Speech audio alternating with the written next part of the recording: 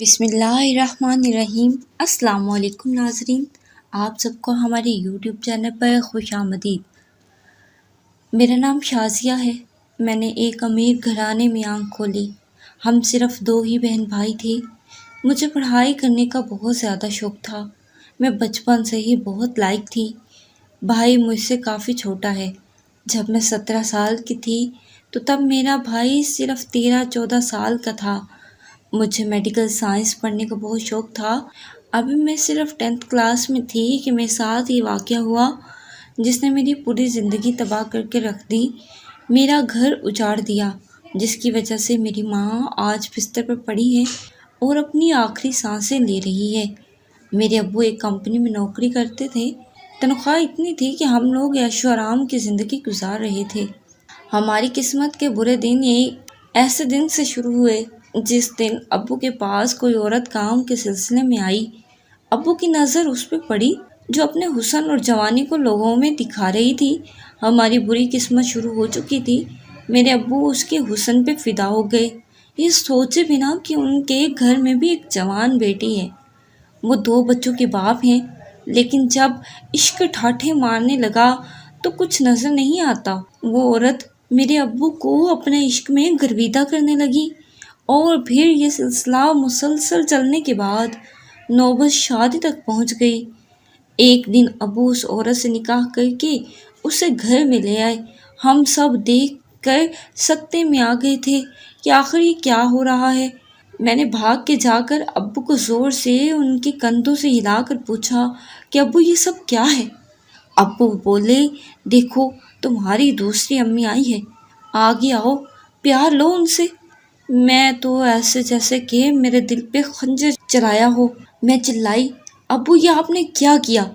کچھ تو اپنی بیوی اپنی اولاد کی فکر کی ہوتی، آپ ایسا کیسے کر سکتے ہیں ہمارے ساتھ؟ میں یہ سب بولتی رہی۔ ابو ہم سب سے بنا کہے مجھے دھکا دے کر اس مسرت نامی عورت کو لے کر کمرے میں چلے گئے۔ میں بھائی اپنی امی کے پاس، جو کہ پہلے ہی دل کی مریضہ تھی، غم سے نڈال ہو کے وہیں فرش پر گر گئیں۔ میں بھاگی، اسد کو بلایا اور امی کو ہسپتال لے کے بھاگی۔ یقین نہیں ہو رہا تھا کہ کیا ہوا ہے۔ کچھ دن بعد امی ٹھیک ہو گئی اور ان کو گھر لے کے آ گئے، لیکن اس دوران میرے ابو ایک دفعہ بھی امی کی خیریت پوچھنے ہسپتال نہیں آئے۔ ہم دونوں بہن بھائی خوب روئے، لیکن کوئی سننے والا نہیں تھا۔ اس عورت نے میرے ابو پر تو کیا پورے گھر پہ ہی قبضہ کر لیا تھا۔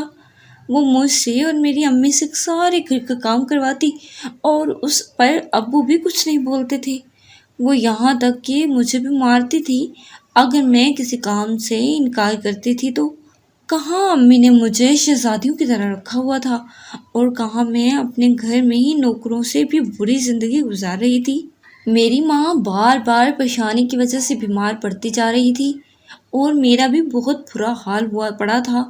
میرا کالج بھی چھڑوا دیا گیا تھا۔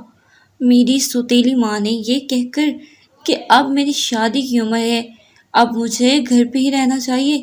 میں بہت روئی اور ان کی منتیں کی کہ میرا کالج مت چھڑوائیں، میں آپ کے گھر کے سارے کام بھی کروں گی، بس مجھے اپنی ماں کے پاس رہنے دیجیے۔ لیکن میری کسی نے نہ سنی۔ میرے ابو تو جیسے چاہتے یہی تھے، کچھ نہیں بولے اور سب معاملہ میری سوتیلی ماں کے ہاتھ میں پکڑا دیا اور یہی بولتے رہے کہ وہ اب تمہاری ماں ہے، تمہارے لیے جو بہتر ہوگا تمہاری ماں وہی کرے گی۔ میری ایک نہ سنی گئی اور اس نے میرے ابو سے بات کر کے میرا رشتہ اپنے کسی جاننے والے کے ساتھ پکا کر دیا۔ میں روئی کہ مجھے نہیں کرنی شادی۔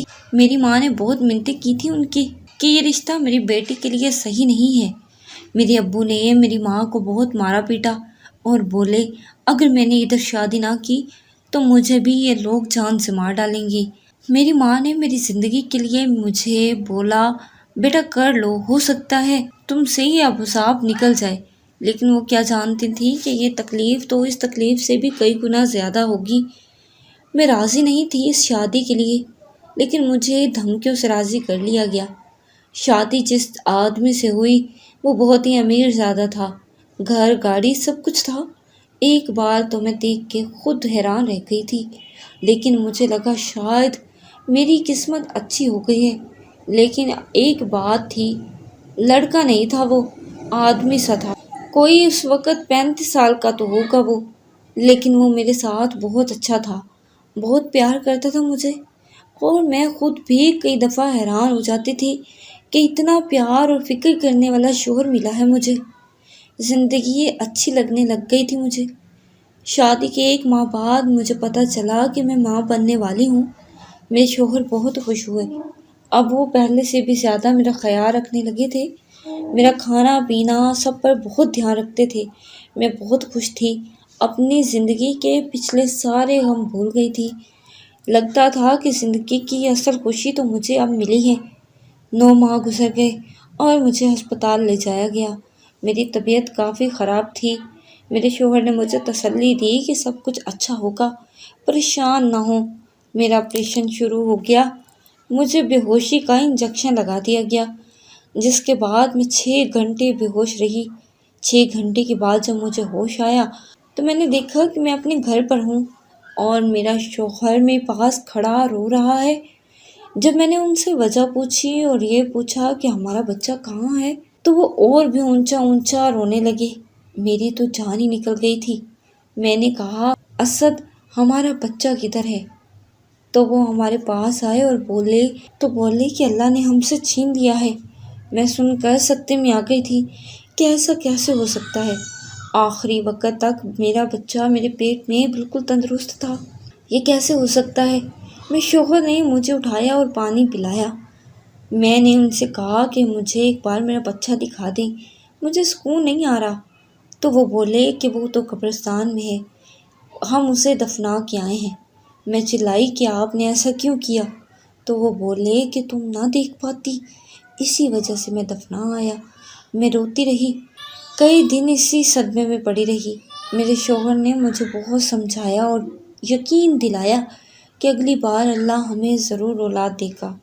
کافی دن گزر گئے اور اب میں بالکل ٹھیک ہو چکی تھی۔ میرے شوہر کا پیار میرے لیے کم نہیں ہوا تھا، بہت پیار کرتے تھے وہ مجھ سے۔ کچھ ماہ بعد میں پھر امید سے ہو گئی۔ میں اللہ سے دعائیں بہت مانگتی تھی کہ یا اللہ اس بار مجھے اولاد کی نعمت دے دے، مجھ سے میری خوشی نہ چھینیے گا۔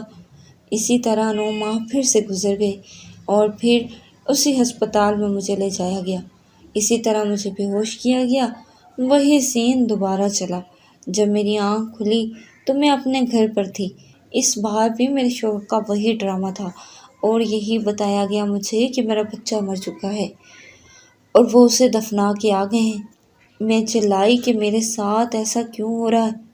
میرا بچہ مجھے دکھاتے کیوں نہیں؟ تو اسد بولے کہ میں تم سے بہت پیار کرتا ہوں، میں یہ نہیں چاہتا کہ تم کسی تکلیف سے گزرو، بس اسی لیے میں وہ بچہ دفنا آیا ہوں۔ تم دیکھتی تو ویسے ہی مر جاتی۔ میں فوراً سے اللہ کے سامنے سجدے میں گر پڑی اور وہیں بے ہوش ہو گئی۔ پھر اسی طرح میرے شوہر نے مجھے سنبھالا۔ میں حیران بھی تھی کہ مجھے اللہ اولاد نہیں دے رہا، اس کے بعد بھی وہ مجھے اتنی محبت کرتے ہیں۔ ان کی جگہ پر کوئی اور مرد ہوتا تو وہ اب تک مجھے چھوڑ دیتا، لیکن یہ بات عجیب تھی۔ اس دوران جو میں نے ایک بات نوٹ کی کہ مجھ سے ملنے صرف میری سوتیلی ماں ہی آتی۔ کبھی بھی میرا باپ میرا حال پوچھنے نہ آیا اور نہ ہی میری امی کو آنے دیا۔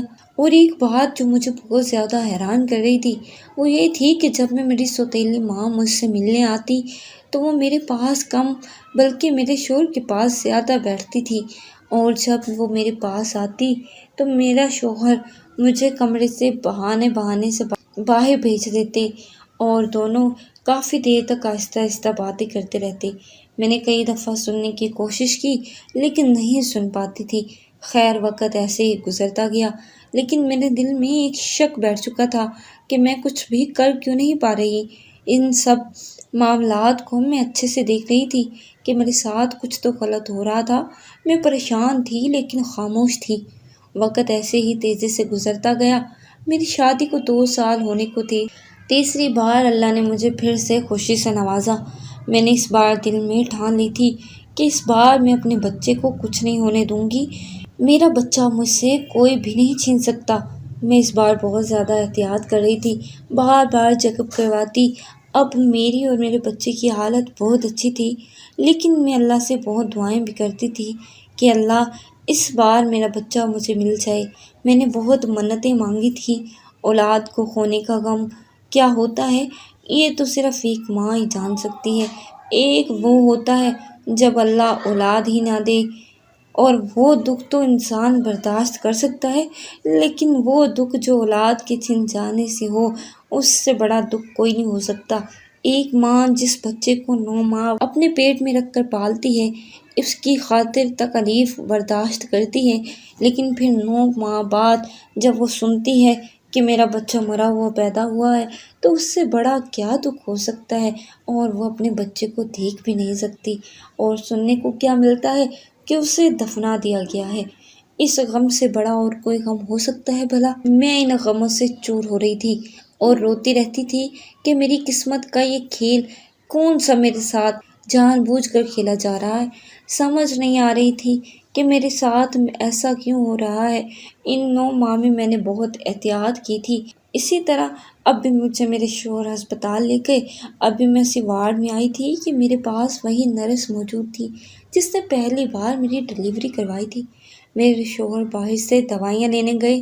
وہ نرس مجھ سے میرے بیٹے کا پوچھنے لگی، کہتی کہ آپ کا بیٹا تو اب کافی بڑا ہو گیا ہوگا۔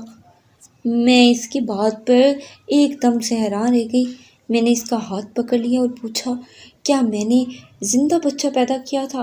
تو وہ بھی گھبرا گئی اور بولی، آپ کا بیٹا اب پیدا ہوا تھا تو وہ زندہ تھا۔ میں اس سے پہلے کچھ اور پوچھتی اس سے، میرے شوہر وارڈ میں آ گئے اور میں نے اس نرس کا ہاتھ چھوڑ دیا، لیکن میرا شک یقین میں بدل رہا تھا، کچھ تو غلط ہو رہا ہے۔ اسی طرح پھر مجھے بے ہوش کیا گیا۔ 5 گھنٹے بعد جب میری آنکھ کھلی تو میں اپنے گھر پہ تھی۔ وہی سب ہمیشہ کی طرح میرے شوہر رونا دھونا شروع ہو گیا تھا کہ ہمارا بچہ پھر سے مر گیا ہے، لیکن اس بار میں روئی نہیں تھی کیونکہ مجھے پتا تھا کہ میرا بچہ زندہ ہے۔ مجھے تو اب اسے ثابت کرنا تھا۔ میں نے اسد سے بولا کہ میں تھوڑی دیر کے لیے سونا چاہتی ہوں۔ یہ بول کے میں نے سائے لی اور آنکھیں بند کر لیں۔ تھوڑی دیر بعد میری سوتیلی ماں بھی آ گئی تھی۔ اسد اسے لے کر دوسرے کمرے میں چلے گئے تھے۔ اس کمرے میں پہلے ہی میں نے اپنا موبائل ریکارڈنگ پہ لگا کر رکھ دیا تھا۔ جب میں باتھ روم کے بہانے اسے اٹھی، میں خود لیٹی اب ادھر ان کا انتظار کر رہی تھی کہ اب سچ سامنے آ کر ہی رہے گا۔ میرے شوہر میری ماں سے باتیں کرتے رہے۔ وہ جانے لگی تو اسد ان کو گیٹ تک چھوڑنے گئے۔ میں بھاگ کر اپنا فون ادھر سے اٹھا لائی اور جلدی سے باتھ روم میں چلی گئی، اور تب تو میں نے ادھر جا کر جو باتیں سنی، پاؤں کے تلے سے زمین ہی نکل گئی تھی کہ ایک باپ ایسا کیسے کر سکتا ہے، اور اس سے بھی بڑی بات، ہم سب کے ساتھ اتنا بڑا دھوکا تھا۔ میں نے جو سنا وہ یہ تھا، اسد اس بار بچے کی کتنی قیمت لگی ہے؟ اسد بولے کہ 2 لاکھ، پچھلی بار 3 لاکھ لگی تھی، اس بار کم لگی ہے، زیادہ قیمت نہیں دے رہا کوئی۔ مسرت بولی کہ چلو کوئی بات نہیں، اگلی بار زیادہ وصول کر لینا۔ مسرت، تم نے گھر کے کاغذات پر دستخط تو کروا لیے ہیں؟ اسد نے بہت بے صبری سے پوچھا۔ مسرت، بس یہ بوڑھا بوڑھی اب سیدھا اوپر پہنچنے والے ہیں، بس اس لیے میں بھی جلدی سے یہ گھر اپنے نام کروا کے آ جاؤں گی تمہارے پاس۔ تم تب تک اسے طلاق دے دینا یا پھر جان سے ہی مار دینا۔ اسد بولے، ہاں میں اور کچھ ایسا ہی کروں گا، تم بس جلدی سے گھر اپنے نام کرواؤ۔ سب سننے کے بعد مجھے اپنی نہیں اپنے باپ کی فکر ہونے لگی۔